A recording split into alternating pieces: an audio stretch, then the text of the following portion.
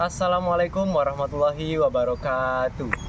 Pada kesempatan kali ini, saya, Renaldi Dimas Fitranuddin, akan menceritakan sebuah dongeng yang berjudul Keong Mas. Dongeng Keong Mas ini berasal dari daerah Jawa Timur.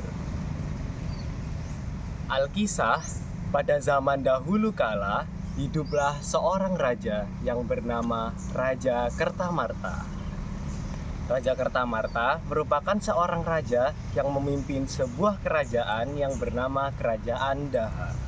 Kerajaan Daha ini merupakan kerajaan yang sangat indah. Di dalam kerajaan ini ditanami pohon-pohon yang sangat besar, bunga-bunga yang sangat cantik. Kerajaan Daha juga merupakan kerajaan yang sangat makmur dan sangat megah.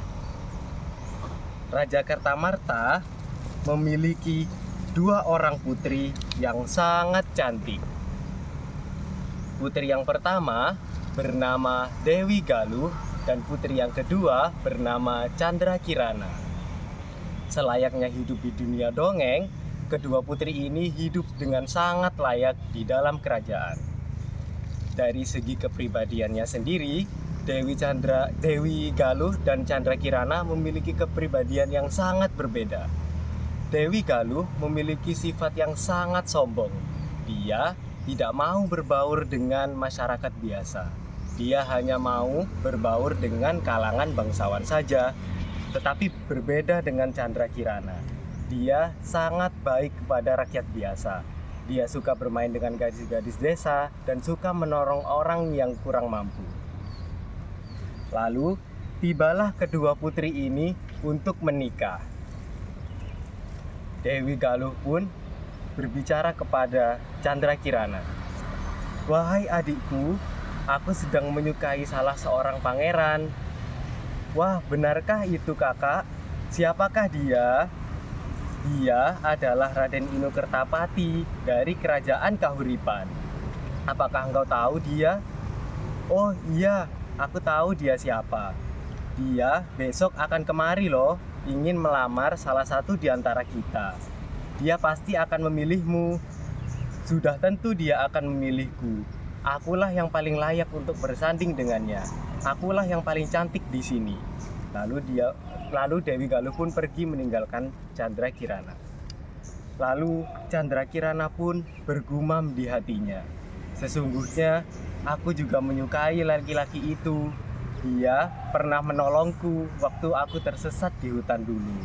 Tetapi aku tidak mau menuruti egoku. Karena kebahagiaan kakakku merupakan kebahagiaanku juga. Maka dari itu aku harus mengalah." Lalu tidak lama setelah itu datanglah seorang pangeran menemui Raja Kertamarta. Lalu sang pangeran pun berkata, "Wahai yang mulia, kedatanganku kemari berniat untuk melamar salah satu dari putrimu." "Wah, benarkah itu pangeran? Aku memiliki dua orang putri. Putri manakah yang akan kau pilih?" "Aku memilih Chandra Kirana karena waktu aku bertemu dengan dia di hutan, dia sedang tersesat. Aku menyukainya karena dia memiliki paras yang sangat cantik dan memiliki tutur kata yang sangat lembut. Dia juga memiliki pribadi yang baik. Aku sangat menyukainya." "Oh, baiklah, aku menyetujuinya. Aku menyetujui engkau menjadi calon menantuku. Lalu bagaimana dengan Chandra Kirana? Apakah dia mau memilihku?" "Tenang saja, Nak. Jika aku memutuskan untuk setuju, maka Chandra Kirana sudah pasti akan setuju." "Baiklah, Raja."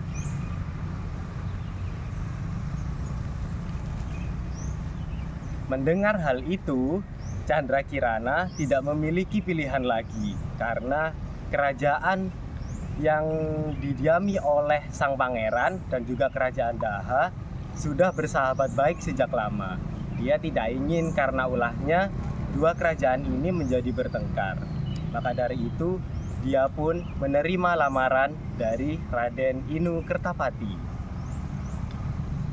Lalu Dewi Galuh yang mendengar dia menerima lamaran dari Raden Inu Kertapati yang merupakan pria yang sangat diidam-idamkannya, sudah tentu dia akan marah. Tapi Dewi Galuh tidak bisa berbuat apa-apa karena yang dilamar adalah adiknya. Candrakirana dan Raden Inu Kertapati merupakan pasangan yang sangat serasi. Di dalam kerajaan, mereka berdua sering bersama. Dan Dewi Galuh yang melihat itu pun menjadi cemburu dan juga merasa dendam dengan adiknya sendiri. Dan akhirnya kemarahannya pun memuncak.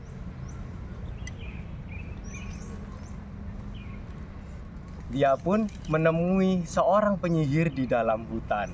Dia pun berkata, "Wahai penyihir, bisakah engkau mengubah seseorang menjadi binatang yang sangat menjijikkan?" Hahaha, itu adalah hal yang gampang.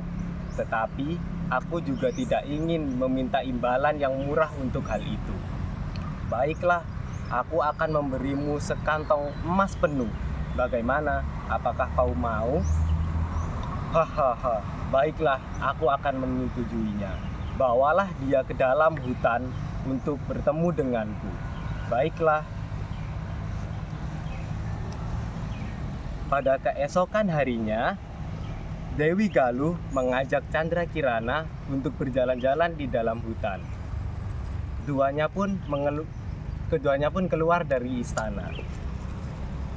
Tuk tuk tuk tuk tuk tuk. Kemanakah kita, kakak?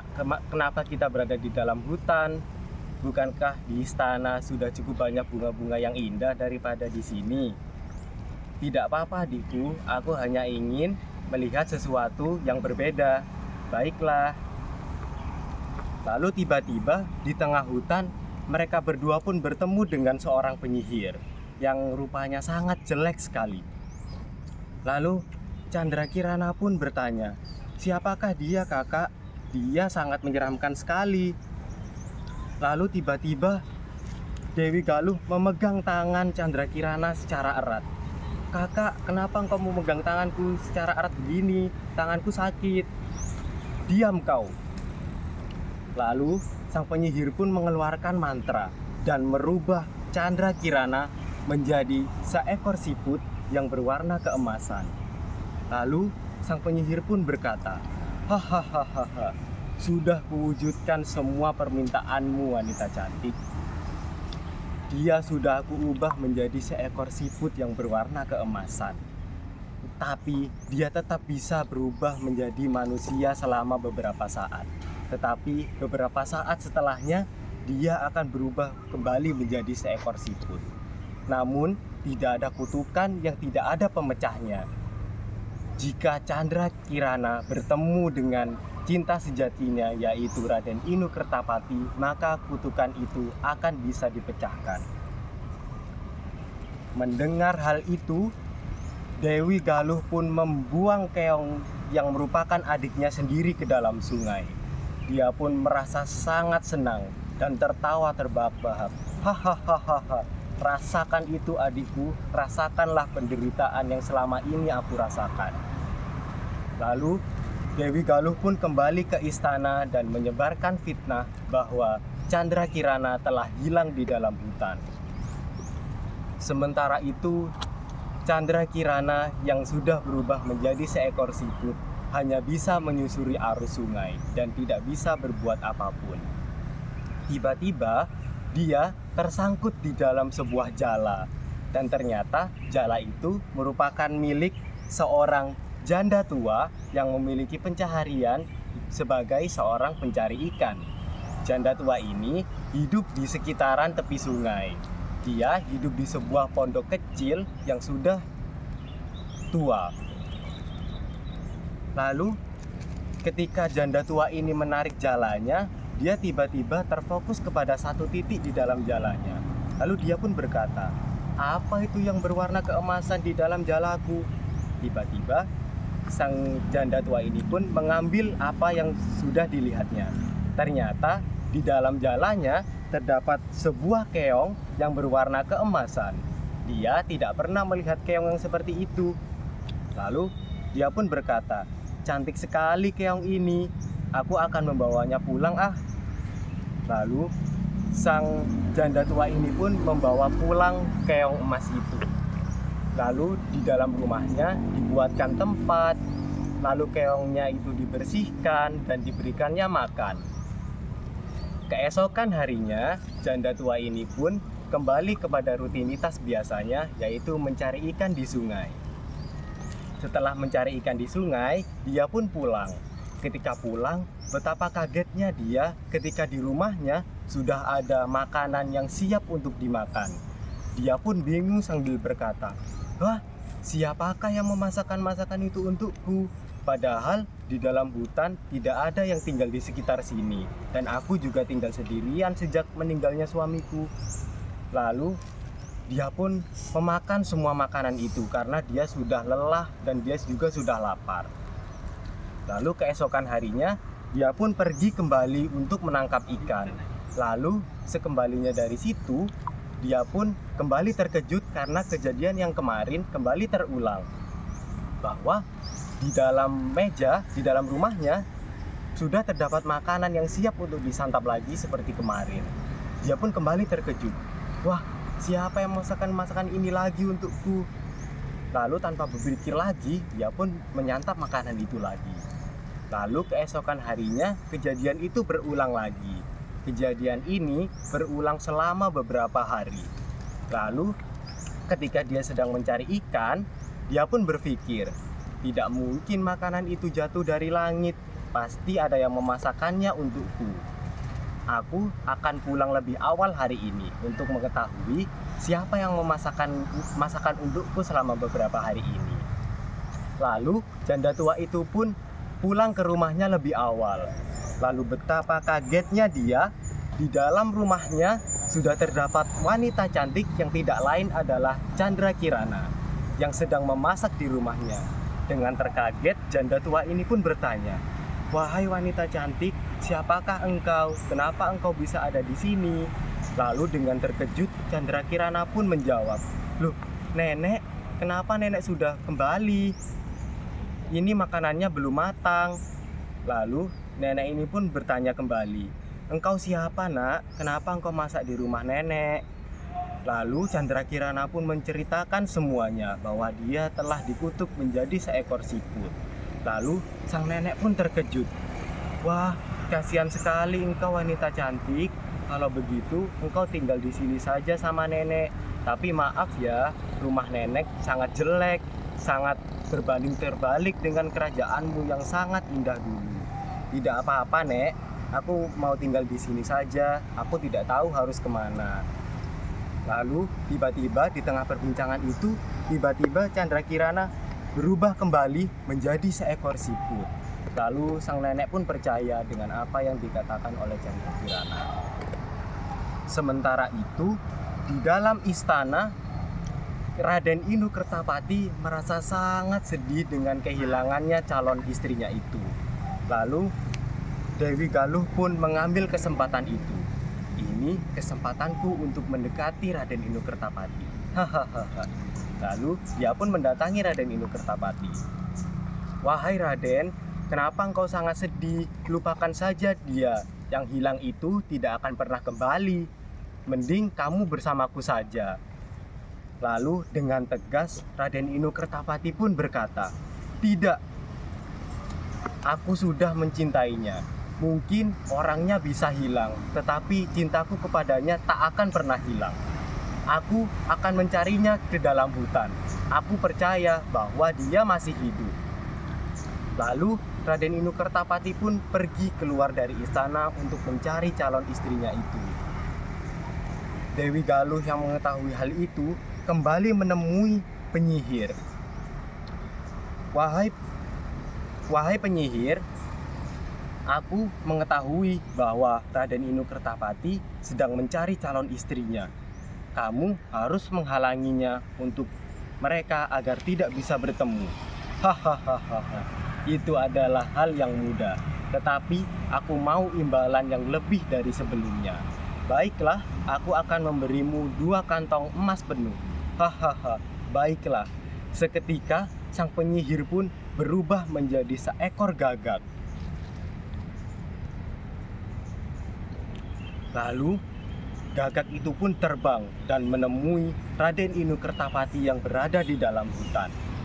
Tiba-tiba gagak itu bertengger di pundaknya. Lalu tiba-tiba gagak itu berbicara, "Wahai anak muda, kenapa engkau berada di sini?" Raden Inu Kertapati pun kaget. Bagaimana gagak bisa bicara? Lalu dia pun berkata, "Aku sedang mencari calon istriku bernama Chandra Kirana. Dia menghilang di dalam hutan." Lalu gagak itu pun kembali berbicara, "Aku mengetahui di mana dia. Aku akan menunjukkan jalannya untukmu." Lalu gagak ini pun terbang dan Raden Inu Kertapati menututi gagak tersebut. Lalu setelah beberapa saat, Raden Inu Kertapati merasa bahwa dirinya hanya berputar-putar saja di dalam hutan. Karena kelelahan, dia pun akhirnya duduk di sebuah pohon. Dan gagak ini pun turut berhenti pula. Di tengah dia beristirahat, tiba-tiba dia bertemu dengan seorang kakek tua. Kakek tua ini pun berkata, "Wahai pria yang tampan lagi gagah, kenapa engkau berada di dalam hutan seperti ini?" Lalu dia pun menjelaskan bahwa dia tengah mencari calon istrinya yang hilang di dalam hutan. Lalu dia mengikuti gagak yang ditemuinya dan Raden Inu Kertapati bercerita bahwa gagak itu bisa berbicara. Lalu dengan sigap kakek ini tiba-tiba tangannya mengeluarkan sebuah api dan api itu dilemparkannya kepada gagak tersebut dan gagak ini pun terbakar. Kuak kuak kuak, dan tiba-tiba gagak ini berubah menjadi seorang penyihir, yaitu wujud aslinya. Lalu kakak ini pun bercerita bahwa gagak itu merupakan jelmaan dari seorang penyihir dan ingin menyesatkan Raden Inu Kertapati. Dan ternyata kakek ini merupakan kakek yang sangat sakti. Dia pun berkata, "Wahai anak muda, ikutilah arus sungai ini, maka engkau akan mendapati calon istrimu itu." Kakek ini pun tiba-tiba menghilang. Lalu Raden Inu Kertapati menyusuri arus sungai itu dan tiba-tiba dia menemukan sebuah pondok tua. Dia pun hendak meminta makanan karena perbekalannya sudah habis. Lalu dia pun mengetok pintu pondok tersebut. Tok tok tok tok, "Permisi." Lalu tiba-tiba datanglah seorang wanita cantik yang tidak lain dan tidak bukan merupakan calon istrinya, yaitu Chandra Kirana. Betapa terkejutnya Raden Inu Kertapati bahwa yang ditemuinya merupakan calon istrinya. Keduanya pun akhirnya berpelukan dan kutukan itu pun hilang. Lalu keduanya pun berencana untuk kembali ke istana dan mengajak janda tua itu untuk tinggal di istana. Dan janda tua itu pun merasa sangat senang karena telah diajak untuk tinggal di istana. Lalu ketika kembali ke istana, sang raja pun terkejut bahwa anak yang disayangnya selama ini ternyata masih hidup. "Wah, anakku, ternyata engkau masih hidup." Ayah merasa sangat senang sekali. Lalu tidak lama setelah itu, Raden Inu Kertapati dan Chandra Kirana pun menikah. Dan Dewi Galuh yang merasa sangat malu dengan perkataannya. Karena Dewi Galuh yang merasa malu dengan perkataannya pun akhirnya meninggalkan istana. Tidak ada yang tahu apa yang terjadi pada Dewi Galuh. Ada yang mengatakan dia bunuh diri di dalam hutan, ada yang mengatakan Dewi Galuh telah diserang oleh binatang buas. Lalu keduanya pun hidup bahagia selamanya. Pesan yang dapat diambil dari dongeng yang saya ceritakan ini adalah bahwa sifat sombong dan juga iri dengki merupakan sifat yang sangat tercela. Sifat sombong dan iri dengki tidak akan berdampak apa-apa kepada diri kita, tidak akan berdampak apa-apa. Cukup sekian apa yang dapat saya ceritakan kali ini. Wassalamualaikum warahmatullahi wabarakatuh.